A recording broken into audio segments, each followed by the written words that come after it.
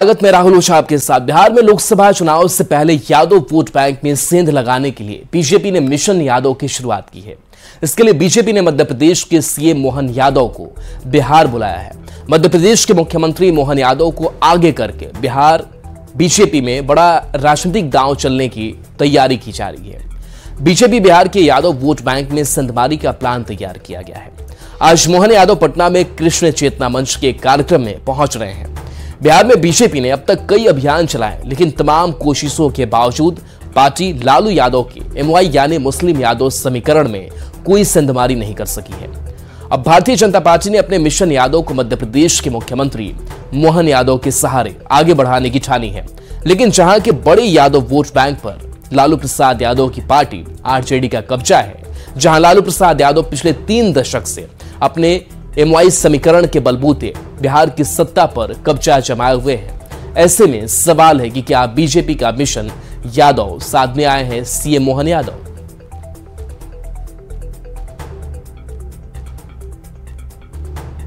समाज के बिहार के अंदर भी जो समाज है उसके अंदर भी इसके लिए उत्साह है। आज देश के अंदर एकमात्र यादव मुख्यमंत्री हैं, तो स्वाभाविक है कि लोग जवेद का स्वागत करेंगे ना। जाति किसी पार्टी की बपौती कभी नहीं होती। समाज तो सब हमेशा अच्छे लोगों के साथ रहता है।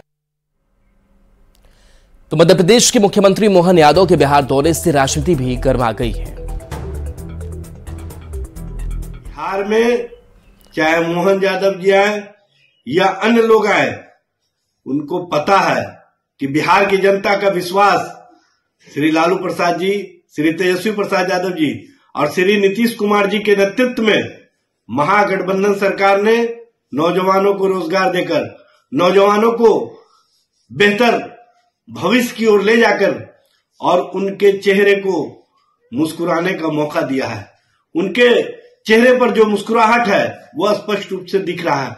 बिहार का नौजवान स्पष्ट संदेश दिया है भारतीय जनता पार्टी को कि मेरे अंगने में तुम्हारा क्या काम है। भारतीय जनता पार्टी किसी भी समाज को वोट बैंक की तरह नहीं देखती। उसके लिए हर कोई समान है। इसीलिए तो एक कार्यकर्ता डॉक्टर मोहन यादव जी को भारतीय जनता पार्टी ने मध्य प्रदेश का मुख्यमंत्री बनाया। यह है असली और नकली का फर्क। भारतीय जनता पार्टी सबका साथ, सबका विश्वास और सबका विकास, इसमें विश्वास रखती है। एक बार नित्यानंद राय जी को भी भाजपा ने आगे किया था, क्या हश्र हुआ आपने देखा ही। पप्पू यादव जी के पीछे भी एक बार आरएसएस ने अपनी सीमित ताकत लगाई थी, उनका भी क्या हश्र हुआ आपने देख लिया। तो जब बिहार के 2 नेता नहीं टिक पाए तो मध्य प्रदेश वाले आ रहे हैं बिहारियों का वोट लेने। कुछ नहीं होगा, किसी को आने दीजिए, जाने दीजिए। लालू जी के जो वोटर हैं वो लालू जी, तेजस्वी जी के साथ जुड़े हुए हैं। उन्हें कोई भी कंस आके भटका नहीं सकता। मध्य प्रदेश के सीएम माननीय मोहन यादव जी बिहार आ रहे हैं। भाजपा के लोग उत्साहित हैं कि कार्यक्रम होगा और यादव वोट बैंक उनके हिस्से में हो जाएगा। ये भूल जाते हैं कि यहां राजनीति नीतीश कुमार जी ने जो विकास की धारा बहाई है उस पर तय होती है, इस पर नहीं कि किसी एक जाति के व्यक्ति को आप कुछ बना देंगे और आप उस वोट बैंक पर कब्जा कर लेंगे। अब जानिए कि क्या बीजेपी का मिशन यादव साधने के लिए सीएम मोहन यादव आए हैं। दरअसल जातीय सर्वे के अनुसार बिहार में यादवों की जनसंख्या 14.30% है। बिहार से 5 यादव लोकसभा पहुंचे हैं। बिहार सरकार में 25% मंत्री भी यादव समाज से ही हैं। यादव आरजेडी का कोर वोट बैंक माने जाते हैं। लालू प्रसाद को यादवों का सबसे बड़ा नेता माना जाता है। यादव में लालू के लिए लॉयल्टी है।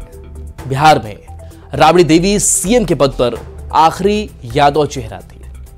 बीजेपी आरजेडी की ताकत माने जाने वाले यादवों को रिझाने की कवायद में लगी है।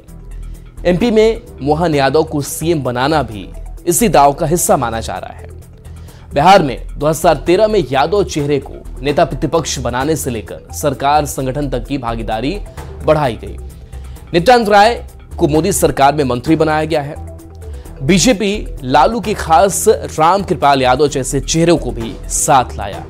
तो कवायदे जो हैं वो यही है कि कैसे एमवाई समीकरण और खास करके जो यादव समीकरण है आरजेडी का, उसको तोड़ने की कोशिश में बीजेपी लगी हुई है। अब ये भी जानिए कि बिहार के यादवों को मोहन में बीजेपी कितने सफल होगी, किस तरीके से अपने पाले में बीजेपी कर पाएगी। तो एमपी में सीएम की कुर्सी तक पहुंचने वाले मोहन यादव दूसरे यादव चेहरे हैं। इससे पहले की अगर बात करें तो 2005 में बीजेपी ने बाबूलाल को सीएम बनाया था।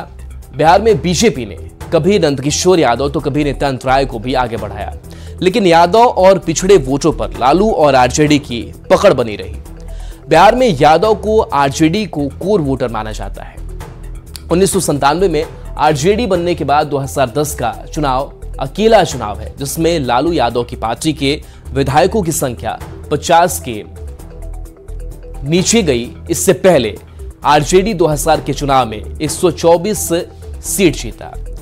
2005 की अगर बात करें तो 2005 के फरवरी वाले चुनाव में 75 सीट जीता गया।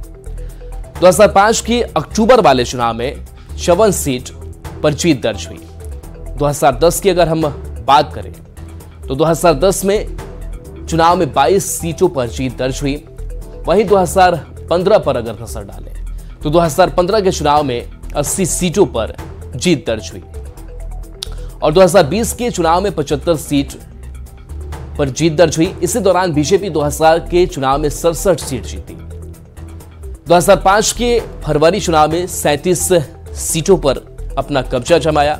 2005 के अक्टूबर चुनाव में 55 सीट पर जीत दर्ज हुई। अब बात करते हैं 2010 के चुनाव की। तो 2010 के चुनाव में 91 सीट पर जीत दर्ज की। 2015 के चुनाव में 53 सीट पर जीत दर्ज होती है और 2020 के चुनाव में 74 सीट अपने खाते में लाई। वोट शेयर के हिसाब से अगर बात करें तो 2010 और 2015 के अलावे सारे चुनाव में आरजेडी को 20% से ऊपर वोट मिले हैं। स्पष्ट है कि लालू यादव की पार्टी की तेजस्वी यादव युग में भी यादव वोटरों पर पकड़ बनी हुई है और इसी पकड़ को बीजेपी तोड़ना चाह रही है।